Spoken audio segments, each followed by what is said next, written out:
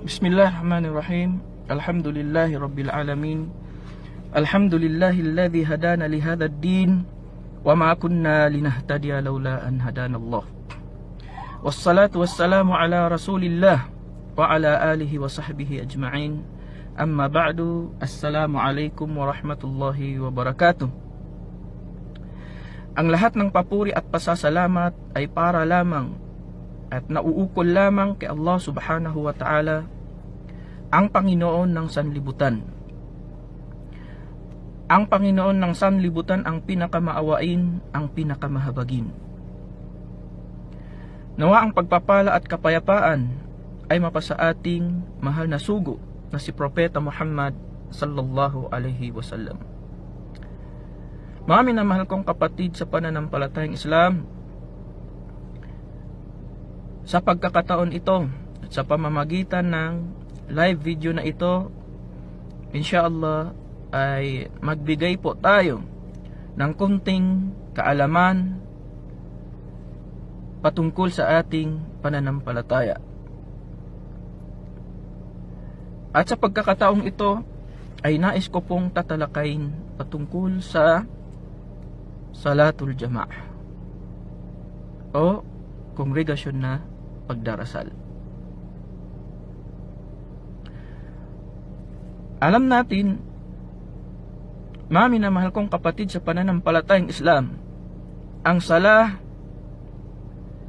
ito ay pinakamahalagang gawaing pagsamba sa buhay ng isang Muslim, na kinakailangan, pinapahalagahan at pinapangalagaan ito, na kung saan ang salah, ito ang kauna-unahang gawaing pagsamba na ipinag-uutos ni Allah sa pamayanang na ito mula sa ikapitong palapag ng kalangitan. At ito rin ang kauna-unahang gawaing pagsamba o kabutihan na tatanungin mula sa atin sa kabilang buhay. Kaya narapat lamang sa atin na pagbutihin ito, pangalagaan at pahalagahan ito, isagawa at isabuhay ito sa mga oras na ito, sa mga oras nito, na kung saan ang sala, ang pagdarasal sa mga oras na itinakda ni Allah subhanahu wa ta'ala dito ay talagang kaibig-ibig at kamahal-mahal para kay Allah subhanahu wa ta'ala.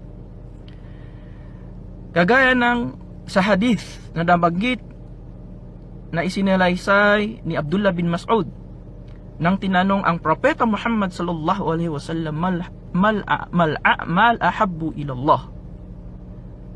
Nang tanongin ang Propeta Muhammad sallallahu alaihi wasallam, ano ang gawain na mas kaibig-ibig, na mas kamahal-mahal para kay Allah subhanahu wa ta'ala, at unang sinagot ng Propeta Muhammad sallallahu alaihi wasallam, as-salatu ala waqtiha, ang pagdarasal sa mga oras nito. Kaya dahil dito, mga minamahal kong kapatid sa pananampalatayang Islam, si Allah subhanahu wa ta'ala ay pinuri niya ang kanyang mga alipin. Pinuri niya ang kanyang mga alipin na pinapangalagaan at pinapahalagahan ang Salatul Jama'ah o kongregasyon na pagdarasal. Kagaya ng sinabi ni Allah, subhanahu wa ta'ala, fi buyutin adhinallahu an turfa'a wa yudhkara fiha ismuhu yusabbihu lahu fiha bil guduwi wal asal. Sa mga tahanan ni Allah subhanahu wa ta'ala, ibig sabihin sa mga masjid ni Allah subhanahu wa ta'ala, dito ay ipinahintulot ni Allah subhanahu wa ta'ala, ipinahintulot dito sa mga tahanan ni Allah subhanahu wa ta'ala na itaas at gunitain ang kanyang pangalan, at iluluwalhati siya dito sa maraming umaga at hapon.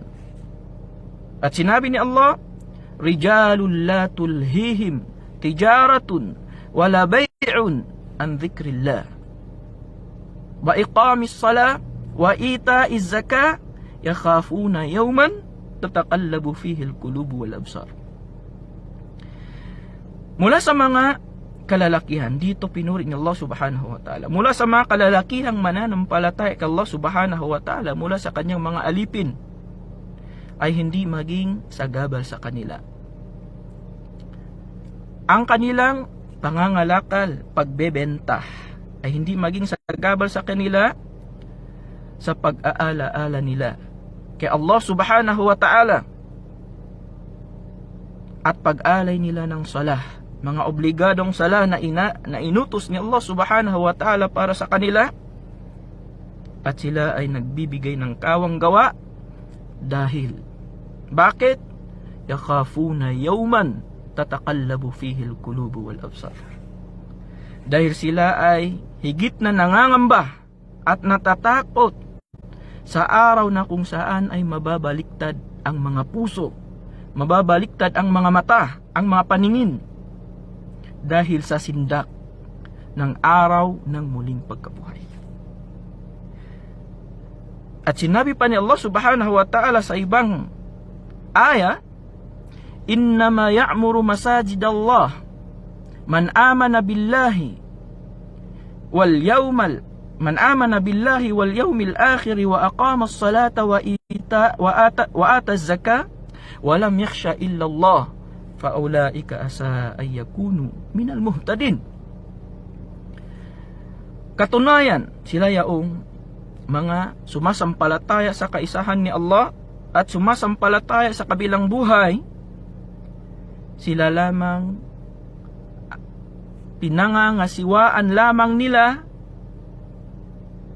ang mga masajid, ang mga tahanan na kung saan ginugunita at inaalaala si Allah subhanahu wa ta'ala dito, na sila lamang ang pinangangasiwaan lamang nila ang mga masajid ni Allah subhanahu wa ta'ala, at wala silang pinangangambahan at kinatatakutan maliban lamang si Allah subhanahu wa ta'ala.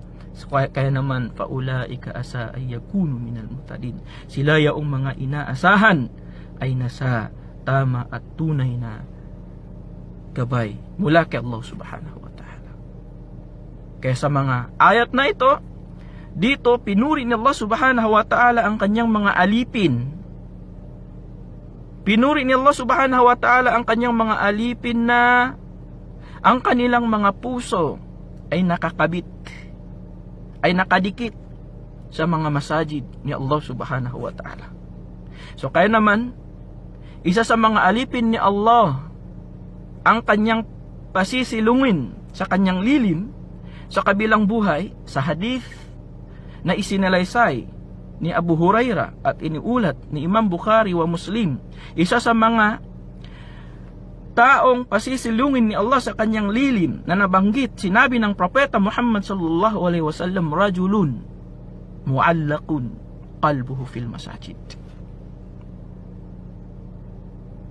Isang alipin na pasisilungin ni Allah sa kanyang lilim, isang lalaki, ang kanyang puso ay nakadikit sa mga masajid ni Allah subhanahu wa ta'ala.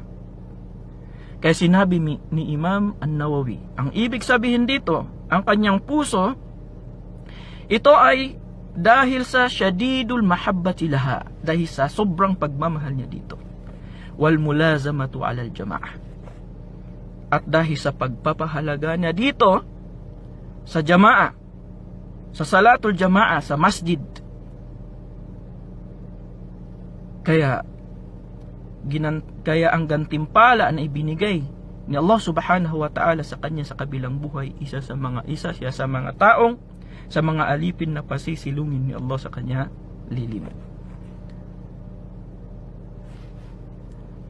At sa hadith na isinalasay ni Abu Hurairah, na iniulat din ni Imam Bukhari wa Muslim,